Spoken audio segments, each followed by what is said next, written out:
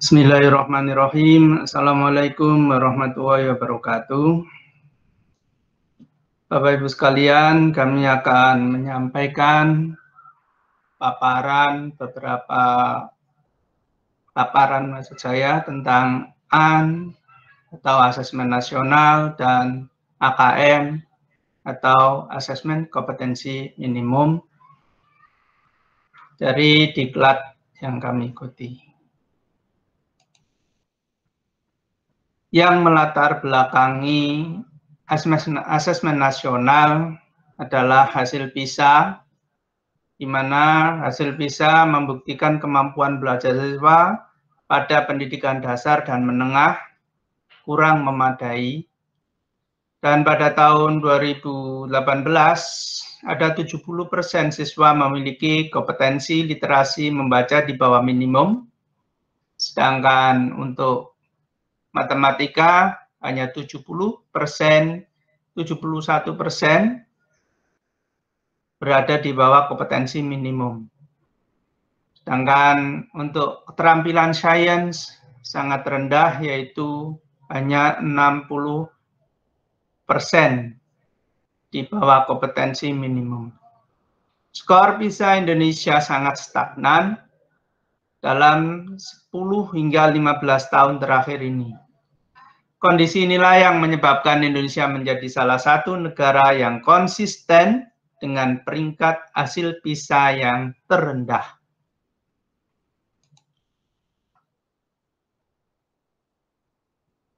Asesmen nasional ini adalah program penilaian terhadap mutu setiap sekolah, madrasah, dan program kesetaraan pada jenjang dasar dan menengah. Mutu satuan pendidikan dinilai berdasarkan hasil belajar siswa yang mendasar, yaitu literasi, numerasi, dan karakter, serta kualitas proses belajar mengajar dan iklim satuan pendidikan yang mendukung pembelajaran. Informasi tersebut akan diperoleh dari 3 instrumen utama, yaitu asesmen kompetensi minimum, survei karakter, dan survei lingkungan belajar. Di mana asesmen kompetensi minimum mengukur kompetensi mendasar, literasi membaca, dan numerasi siswa. Sedangkan survei karakter akan mengukur sikap, nilai, keyakinan, dan kebiasaan yang mencerminkan karakter siswa. Survei lingkungan belajar akan mengukur kualitas berbagai aspek input dan proses belajar mengajar di kelas maupun di tingkat sekolah. Tujuan dari asesmen nasional ini adalah untuk mengevaluasi kinerja dan meningkatkan mutu sistem pendidikan. Dari hasil asesmen ini tidak akan memiliki konsekuensi apapun pada pencapaian proses belajar siswa, namun akan memberikan umpan balik untuk tindak lanjut pembelajaran dan kompetensi siswa. Manfaat dari asesmen nasional ini adalah sebagai potret kualitas pendidikan atau potret kualitas pembelajaran di sekolah, sebagai umpan balik peningkatan kualitas pembelajaran di sekolah maupun di daerah tersebut, dan sebagai dasar untuk menyusun program peningkatan kualitas pembelajaran sekolah. Mari kita coba bandingkan antara asesmen nasional dan ujian nasional yang telah berlalu. Di mana asesmen nasional bukan pengganti ujian nasional, karena tujuannya tadi juga berbeda. Tapi asesmen nasional lebih memberikan gambaran yang lebih utuh dan luas mengenai mutu pendidikan, dan bukan hanya secara kognitif maupun juga karakter dan iklim belajar secara keseluruhan. Kalau kita bandingkan dengan kriteria pembanding yang pertama yaitu tujuan pelaksanaan, di mana tujuan asesmen nasional adalah untuk mengevaluasi mutu terkait sistem satuan pendidikan, sedangkan tujuan ujian nasional dulu adalah untuk mengevaluasi capaian hasil belajar murid secara individu. Pada jenjang penilaian, untuk asesmen meliputi SD atau MI, SMP atau MTS, SMA atau MA, SMK, program kesetaraan jenjang dasar dan menengah, sedangkan dulu jenjang penilaian untuk ujian nasional adalah hanya SMP atau MTS, SMA atau MA, dan SMK. Pada level siswa, untuk asesmen nasional meliputi kelas 5, kelas 8, dan kelas 11. Sedangkan dulu ujian nasional level siswa tingkat akhir pada tiap jenjang pendidikan. Subjek siswa untuk asesmen nasional adalah survei, di mana siswa dipilih secara acak untuk mengikuti asesmen nasional. Sedangkan dulu ujian nasional subjeknya adalah siswa, yaitu sensus, karena semua siswa mengikuti ujian nasional. Model soal untuk asesmen nasional berupa pilihan ganda kompleks, menjodohkan, isian singkat, dan uraian. Sedangkan model soal untuk ujian nasional dulu adalah hanya pilihan ganda dan isian singkat. Ini untuk matematika tingkat SMA dan SMK. Sedangkan SMP hanya pilihan ganda. Sasaran penilaian untuk asesmen nasional adalah kompetensi literasi, numerasi, dan karakter, serta kualitas dan iklim satuan pendidikan yang mendukung pembelajaran. Sedangkan sasaran penilaian ujian nasional adalah penguasaan terhadap mata pelajaran. Model penilaian pada asesmen nasional berupa computerized, multi-stage adaptive testing yang disingkat dengan MSAT, sedangkan ujian nasional berupa CBT atau computer based test dan berupa paper based test atau PBT. Jadi sangat berbeda sekali antara asesmen nasional dan ujian nasional. Bapak Ibu sekalian, untuk teknik pelaksanaannya selama 2 hari, kalau ujian nasional dulu 4 hari per mapel. Nah, untuk asesmen nasional akan dilaksanakan selama 2 hari dengan rincian pada jenjang SD dan SMP, SD dan paket A atau ulang. Hari pertama tes literasi 75 menit, kemudian survei karakter 20 menit, sedangkan di hari kedua tes numerasi 75 menit dan survei lingkungan belajar selama 20 menit. Untuk jenjang SMP, MTS, dan SMA, SMK, hari pertama tes literasi selama 90 menit dan survei karakter selama 30 menit. Di hari kedua, tes numerasi selama 90 menit dan survei lingkungan belajar selama 30 menit. Kriteria peserta adalah seluruh satuan pendidikan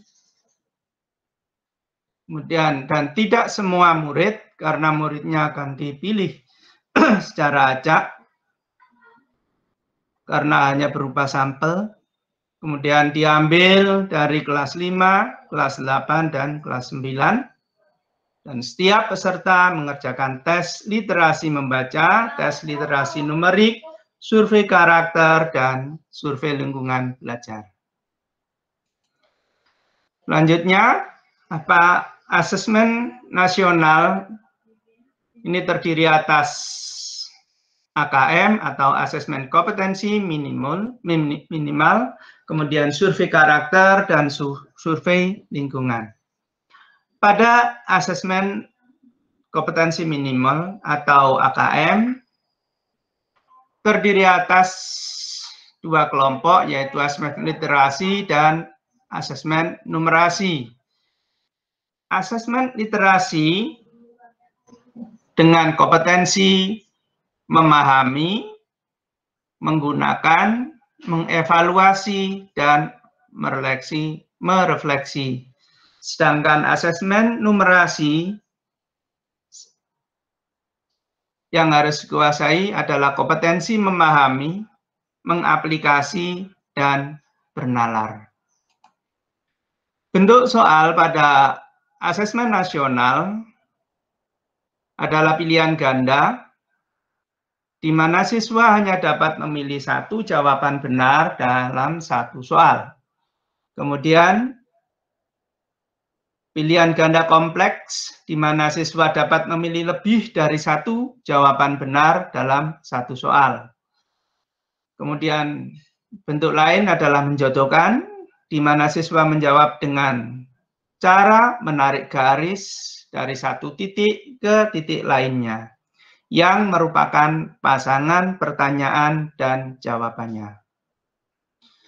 Variasi soal yang lain adalah isian singkat, di mana siswa dapat membaca berupa bilangan, kata untuk menyebutkan nama benda, tempat, atau jawaban pasti lainnya. Variasi yang terakhir adalah uraian, di mana siswa menjawab soal berupa kalimat-kalimat untuk menjelaskan jawabannya.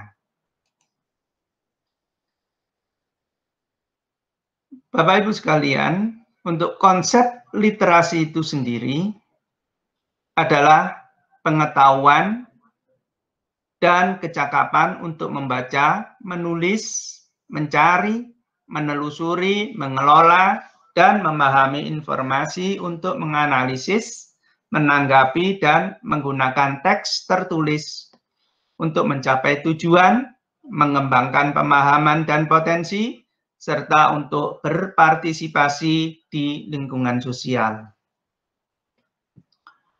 Adapun komponen AKM dari literasi membaca adalah untuk kontennya.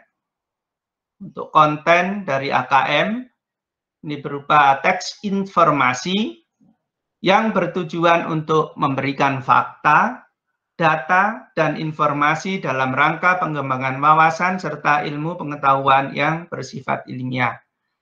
Sedangkan konten teks visi bertujuan untuk memberikan pengalaman, mendapatkan hiburan, menikmati cerita, dan melakukan perenungan kepada pembacanya. Pada komponen proses kognitif,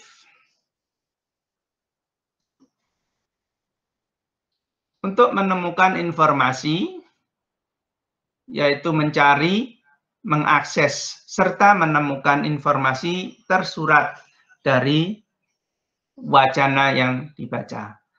Untuk interpretasi dan integrasi, siswa diharapkan memahami informasi tersurat maupun tersirat, memadukan interpretasi antar bagian teks untuk menghasilkan inferensi.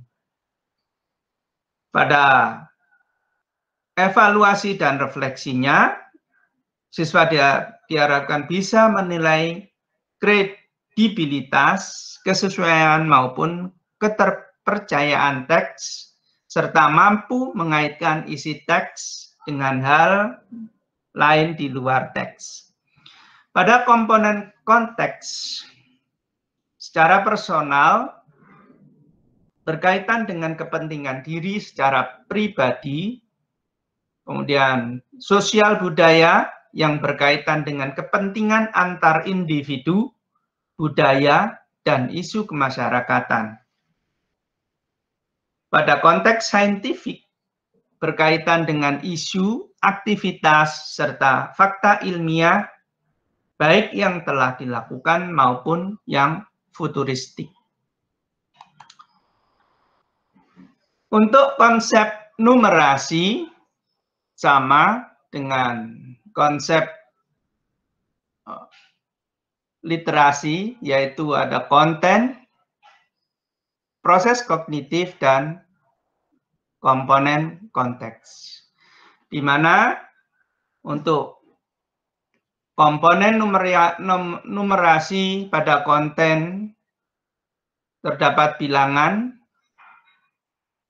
pengukuran geometri, kemudian siswa dapat data dan ketidakpastian, serta aljabar. Pada proses kognitif, siswa diharapkan untuk memahami fakta, prosedur, serta alat matematika. Pada penerapan, siswa diharapkan mampu menerapkan konsep matematika dalam situasi nyata yang bersifat rutin. Sedangkan pada proses penalaran, siswa diharapkan bisa menalar dengan konsep matematika untuk menyelesaikan masalah bersifat non-rutin. Pada komponen konteks secara personal, berkaitan dengan kepentingan diri secara pribadi, sedangkan konteks sosial budaya berkaitan dengan kepentingan antar individu, budaya, dan isu.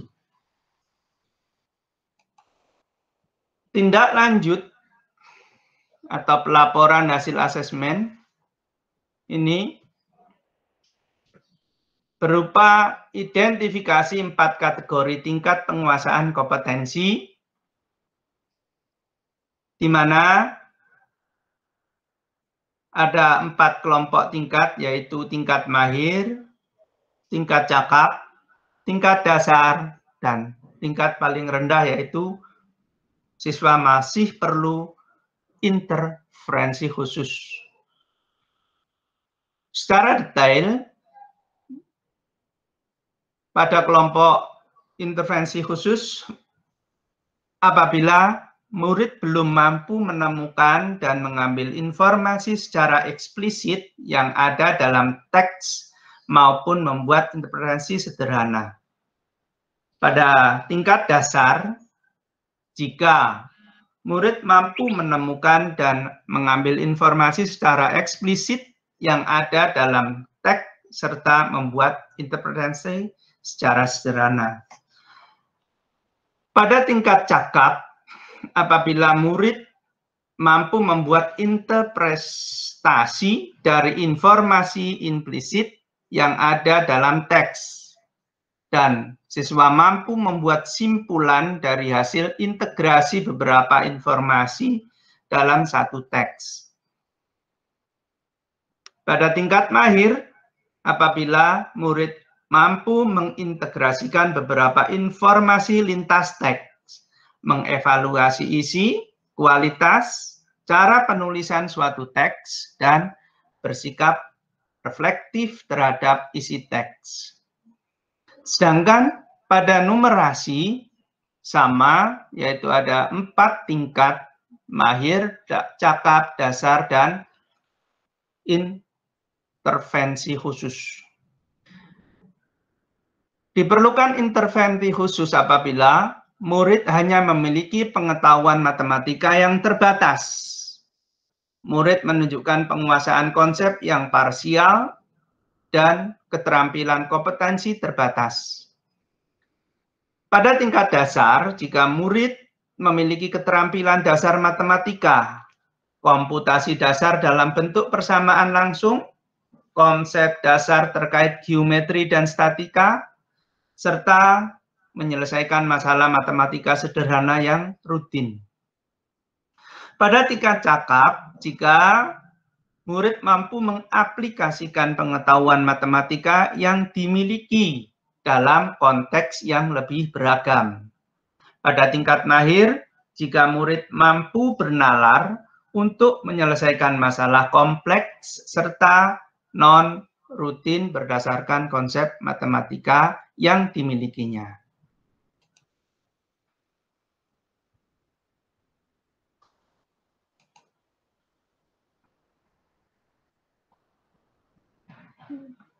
Saya kira cukup Bapak Ibu sekalian apa yang telah saya sampaikan mengenai asesmen nasional dan asesmen kompetensi minimum.